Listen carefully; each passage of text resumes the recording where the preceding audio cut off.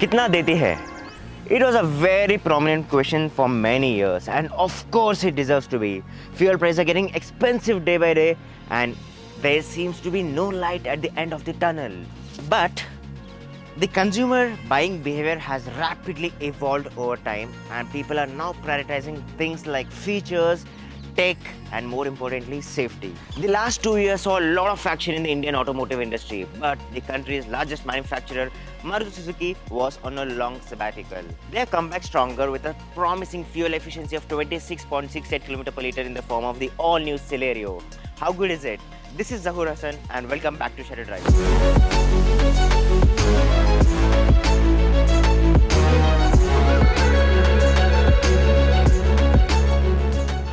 As soon as the teasers and the test mules of the Celerio were spotted, without the camouflage, everybody had just one thing on their mind, that the new Celerio looks very, very similar to the Alto. And I echo with their thoughts because the design is actually quite similar to the Maruti Alto. I think given a chance to speak about the design here, I would really wish that the Celerio had got a distinctive design compared to the Alto. Like example, the earlier Celerio had a distinctive design. End of the day, you had two different cars which look very different, but the Celerio looks quite similar to the Alto. And the biggest courtesy for this is the headlamps. You get the halogen headlamps here for the Celerio. At this price bracket, honestly, we're not talking about entry level hatches anymore, because the top of the line ZXi AMT touches around 8.4 lakhs in Bangalore, which isn't cheap in any way. And you have the chrome finish on the front grille. The chrome finish expands on either side of the Suzuki logo, which is housed proudly in the center here. And this, of course, is the grille here, which is made up of plastic. And there are some nice treatments to the grille, like the details you have here, which kind of looks nice. Honestly, grille is the best looking part in the Celerio. So moving down to the Celerio, you have the halogen fog lamps here, and you have a thick, really thick black cladding surrounding the fog lamps. In my humble opinion, I feel that the city of the cladding could have reduced around the fog lamps, because it looks a bit more loud for the propositions of this car. And you have the front bumper here, of course made in plastic. Just to let you know why bumpers are made in plastic, because they are meant to be broken on impact, so that they do not transfer the energies inside the car, the impact energies which are causing an accident. So that's one of the primary reasons why bumpers are made in plastic. So off topic, coming back to the Celerio again, you have the bumper which is split into two parts here, and this exactly is again a functional air dam, as you can see here. And I think the front design, if Alto did not exist, this could have been a nicer design. People would have loved it. But then, like I said before, the resemblance to Alto is quite decent here. So moving to the side, you have these alloys here, which look quite good on this car. They are garnished in black, which enhances the appeal of the car. I really love this instead of the old school silver way for the Celerio. And these are Yokohama tires. I really appreciate the fact that Maruti Suzuki has gone one step ahead in providing a better OEM for the rubber instead of the mainstream brands which are cheaper. Thumbs up there. The side propositions of this Celerio, the biggest differentiator in the new Celerio versus the earlier one is the door handles. These are the door handles which move away from the pull type of the older Celerio, and honestly, these feel slightly cheaper in context to the earlier ones, which looked more premium. And you have the request sensor here, which is a nicer thing, something that I did not expect, honestly. And the windows have a decent glass house, which allow ample light to come inside the car, given the fact that this doesn't come with a sunroof. Probably Maruti should have given a shot at it for the top of the line variant. Of course, not that sunroofs are mandatory just because everyone else is following the herd, but people do have more options these days, and they would prefer a car with a sunroof versus a car that does not come with a sunroof. If the front of the Celerio was a resemblance to the Alto, the rear is a resemblance to the Espresso. At least the tail lamps in that matter, because Espresso has a much better stance in terms of the ground clearance, and the tail lamps look quite similar to the Espresso. And apart from that, you do get the reflectors for the rear bumper and a couple of parking sensors. You do not get reverse camera even in the top end variants, so that's something that you need to make a note of it. So another thing that I want to point out here is in the entire car, you do not get a Maruti badging anywhere. You just have the Suzuki logo here, and there is Celerio's branding here. and there is a rear wiper with a defroster, which is a really nice thing. So let's check out the engine bay of the Maruti Suzuki Celerio. Uh, First thing that you notice immediately is the strut is on the right side, unlike the other cars which have it on the left. So this is the 1 liter engine that also made its way to the Alto K10. It produces around 65 bhp and 89 Nm of torque. But what's more important here is a 3-cylinder engine, and given a chance to be slightly more optimistic, I would have preferred that Maruti plonked a 4-cylinder engine to this Celerio, because so the car is capable of it. It is much more capable than the Alto in terms of the handling characteristics, because the 3 cylinders from this engine are as unrefined as a typical 3-cylinder generally is. But for your city runabouts, this should be fair enough. I think that's what the Celerio is going to be catered to, and as long as you're concentrated on the city driving, so this is a good to go option. The Celerio gets a revamped interior.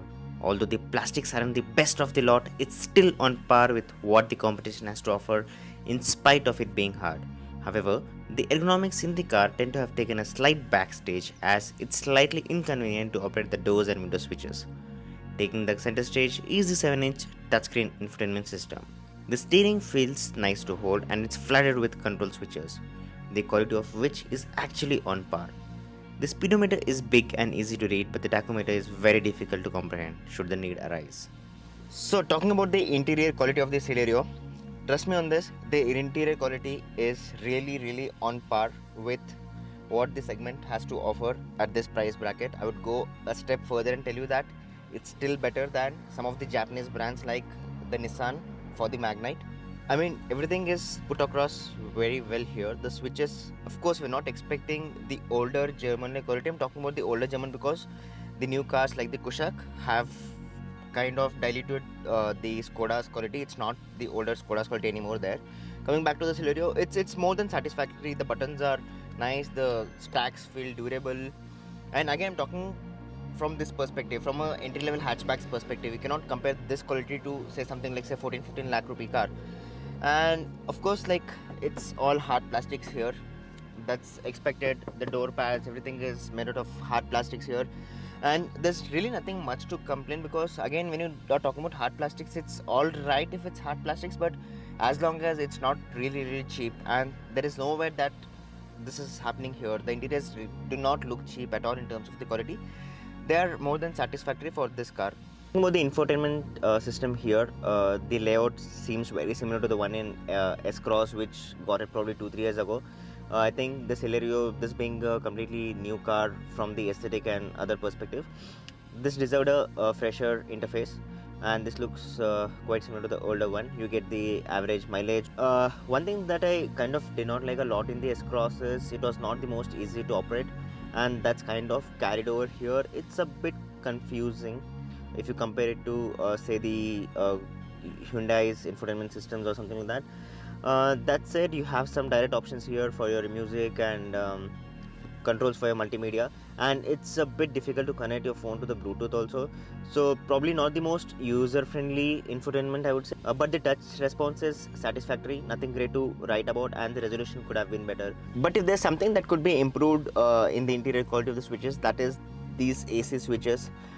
They really do not feel very durable, and it feels quite plasticky here in terms of operation, and this is something that could have been improved. And another cost cutting measure which I really did not like is the headrests are not adjustable. Not sure how much extra money it takes for the headrests to make them adjustable, but this is a serious cost cutting measure. Normally I would start off the rear seats impressions by sitting inside, but I wanted to show you how easy it is to get inside this car, and that is a big strength for this car, the Celerio. It's very easy to get inside and get out of the car, and there is abundant space considering that this is a small entry-level hatchback. And Celerio is, I mean, Maruti is really going to bank upon the space factor here for the Celerio to sell over say the Alto, and I would definitely pick this over the Alto. And talking about the transmission tunnel, it is there, the rear floor hump is there, but it's not massive as such. We do not get armrest for the rear seats, but talking about the seats are actually quite comfortable, the both front seats and the rear seats. And You do not get an adjustable headrest for the rear seats also. They have this scooped out for the front seats, but there's some provision here. One thing that's quite surprising is the rear window switches are here, slightly inconvenient. In my opinion, it could have gone the conventional way of keeping the window switches there. That said, talking about the headroom, it's actually quite good. It's more like a tall boy design for this car. The legroom is sufficient, but under thigh support could have been better because the seat is not extending all the way forward, and this is going to be slightly difficult for quite tall people. That said, the space is going to be a big winning factor for the Celerio over its competitors. So this is the boot. Honestly, it's really accommodative considering that it's an entry-level hatchback. Uh, really good stuff there, and the boot is actually deep enough. It's really deep. It's wider too. It's longer. You can easily accommodate uh, two trolley bags and still have some space for duffel bags. It's a proper city runabout, a proper commuter vehicle for that, and I think that's where the Celerio is going to solve its purpose. The AMT does the job plain and simple. It's tailored for the Indian market, keeping its low cost, fuel efficiency, and simplicity in mind. The refinement and shift quality might not be on par with the torque converters or DSGs. First time automatic buyers won't have any complaints with the AMT. However, those used to smoother 80s gearboxes will definitely notice the compromise. You can certainly feel this drop in acceleration when shifting gears. The lag in power during gear shifts is more noticeable during uphill climbs. The AMT does not get a manual override, which is not the most optimistic thing for the gearbox, which means the car will not upshift until you do so, no matter what the RPM levels of the engine are. You do realize that the gear shifts are short and slick, like most of the Marutis there. When Marutis have always known to have really nice gear shifts in comparison to some brands which have notchy gear shifts. So that retains here. Travel with the clutch is light, which means that it's going to be very convenient for you to drive the Celerio, even the manual transmission within the city. Of course, if you are someone who's going to do a lot of driving within the city and you want convenience as your topmost priority, you would have to pick the AMT, but AMT is sluggish. So I would really urge that you drive the manual transmission and pick the MT over the MT. The steering is kind of not exactly lifeless, but it kind of lacks the feedback initial pace when you have the 50-60 kmph mark. It doesn't really give you a very good feedback, but that was not the case in other older Maruti cars like the Baleno, the Esteem, the Swift, and other cars. So yes, the steering experience has diluted, but once you cross the 80-90 kmph mark, the steering actually weighs up well. It weighs up really well, in fact, and beyond 100, it weighs up. Beyond 100, it's like a proper rock solid steering. I understand that this is a city oriented car, but I still feel Maruti should have plugged in a proper 4-cylinder motor, and because again at 8.4 lakhs, it's not very advisable that you buy this Celerio as a car and then you have another car, say like whatever XYZ SUV that you want. I don't think it's very practical for you to have both the cars. So because gone are those days when the Celerio was priced at say 4 lakhs, 5 lakhs. Of course, you get the base variants at it, but they are skimmed down on features, and most of the buyers, especially the first-time buyers, they generally opt for the top variant. They generally, that's been the tendency recently. The overall handling and road behavior are neutral, but I would add that they are superior and noticeably more dynamic cars on sale today. Body roll on the Celerio is well within acceptable limits at lower speeds for a hatch which is on taller side. Should you get ambitious with the throttle input around the corners, you are reminded of its slightly taller design. It has a decent grip and road manners are as expected of a family hatchback. No nasty surprises here, it's actually better than you would expect of a budget hatchback. No complaints with the highway stability either. Even at 100 to 120 km/h, it felt acceptable in the roads of Rajasthan. The Celerio's ride quality is basic yet compliant. Within the city, few will have any reasons to complain. It tackles urban roads and irregularities competently. Rough roads at 50 km/h were handled with fair amount of ease for an entry-level hatchback. Sharp potholes and bumps will send a jolt to the back passengers. The braking from the front two discs is satisfactory enough and you will barely complain while doing the city errands. So before we move into the conclusion of the review, I would really like to thank Maruti Suzuki for revealing the price of this Celerio before the media drive, because it helped us in evaluating the car according to the sticker price, which is 8.4 lakh rupees on road Bangalore for the top of the line ZXi AMT variant. Everything in the review was evaluated according to the price, the panel gaps, the plastic quality, interior quality, fit and finish, everything was evaluated against the price, which is a really nice thing, and more manufacturers should follow this trend. Focus from Maruti Suzuki towards its customers for this Celerio is very clear. It's focusing on someone who's looking for a spacious hatchback, more importantly the first time buyers who are looking for a fuel efficient car.